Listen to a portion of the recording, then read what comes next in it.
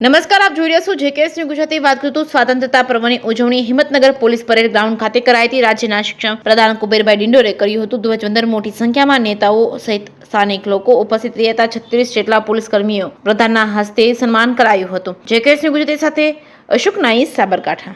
સૌને મારા નમસ્કાર.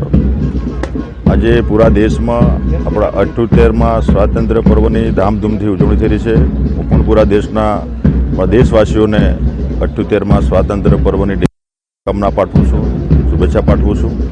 સાથે સાથે આપણા સન્માન્ય દેશના વડાપ્રધાન નરેન્દ્ર મોદી સાહેબે જે વિકસિત ભારતનો જે સંકલ્પ કર્યો છે 2047નો, ભારત વિકસિત બને એના માટે આપણે બધા સંકલ્પ લઈને આપણે એમાં યોગદાન આપીએ.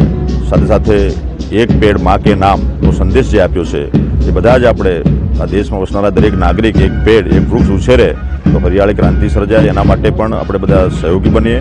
સાથે સાથે આ વ્યક્તિ નિર્માણ, પરિવાર નિર્માણ, સમાજ નિર્માણ અને રાષ્ટ્ર નિર્માણના કામમાં આપણે દરેક નાગરિકો સહભાગી બનીએ. અને દરેકને મારી ફરીથી ઢેર સારી શુભકામનાઓ. શિક્ષણમાં આપણે જે કર્યું છે અપડેટમાં આપી દો ને છેલ્લું